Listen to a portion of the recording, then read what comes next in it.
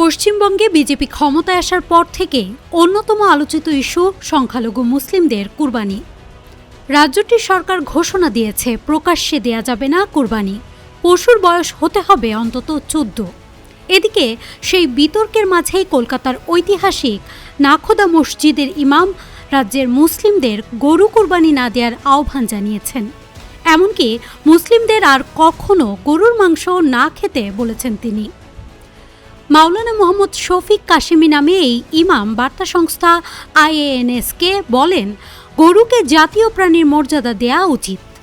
গোমাংস রপ্তানি করে কোটি টাকা উপার্জন করছে ভারত, অথচ দেশটিতে এই ইস্যু নিয়ে মুসলিমদের প্রতি জুলুম অগ্রহণযোগ্য।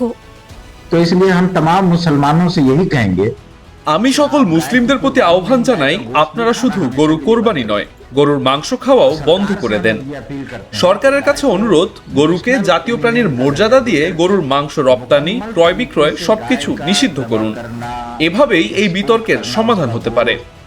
শুধু মুসলিমদের না, মন্দিরের বলিতেও নিষেধাজ্ঞা দিন, কিন্তু দ্বিমুখী নীতি রাখা যাবে না।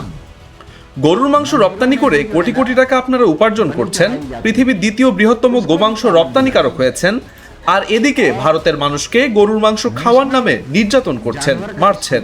এই জুলুম হওয়া উচিত না। पीटा जा रहा है, ये जुल्म ज्यादती है, ये नहीं होना चाहिए।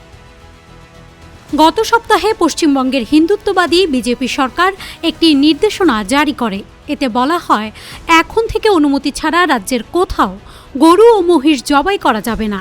এর মাধ্যমে কার্যত গরুর মাংসের ওপর নিষেধাজ্ঞা দেয়া হয়। বিজেপি সরকার নির্দেশনায় আরও বলেছে, কোনো গরু জবাই করতে হলে এটির বয়স অন্তত 14 বছর হতে হবে এবং গরু ও মহিষ শুধুমাত্র সরকার নির্ধারিত কসাইখানায় জবাই করা যাবে।